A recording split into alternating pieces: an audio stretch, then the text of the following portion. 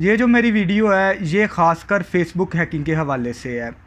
जदीद दौर के साथ जो मसाइल हैं वो भी जदीद तर होते जा रहे हैं। आज के दौर का जो सबसे बड़ा मसला है वो साइबर क्राइम का है। होता ये है कि लोग हमारी फेसबुक आईडी को हैक कर लेते हैं।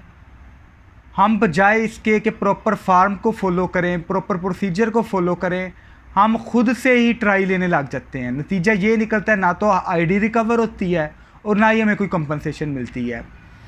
इस वीडियो का जो मकसद है वो खालिस्तन ये है कि आपको बताना कि प्रॉपर प्रोसीजर क्या है कि अगर आपकी आईडी हैक हो जाए तो इसे रिकवर कैसे करवाना है।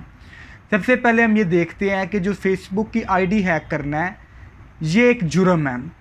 पीका एक्ट है 2018 के तहत ये मुकम्मल तौर पर एक जुर्म है जिसके अंदर इसकी सज़ा अगर तो आपकी सिर्फ उसने आईडी हैक की है या अनऑथोराइज एक्सेस भी किया आपकी इजाज़त के बगैर तो 3 माह सज़ा, 50,000 रुपये तक जुर्माना, या अगर वो जिस तरह आपकी आईडी को इस्तेमाल करेगा क्रिमिनल एक्टिविटीज़ के लिए वैसी सज़ा बढ़ती जाएगी जो कि 2 साल से लेकर उसे 10 लाख रुपए जुर्माना हो सकता है। 2 साल कैद तक करवा सकते हैं हम उसे। अगला मुद्दा ये आता है कि हम इसकी कंप्लेन किधर दर्ज करवाएं। इसकी कंप्लेन ये आपके सामने ये शो हो रही होगी, वेबसाइट www.nr3c.gov.pk है।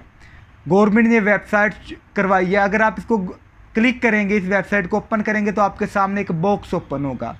इस बॉक्स पे जब आप क्लिक करेंगे तो आपसे आपका शनाख्ती कार्ड वगैरह नंबर मांगेंगे, जिसके बाद आप एलिजिबल हो सकोगे कि आप इस पर दरख्वास्त अपनी कंप्लेन दर्ज करवा सकें।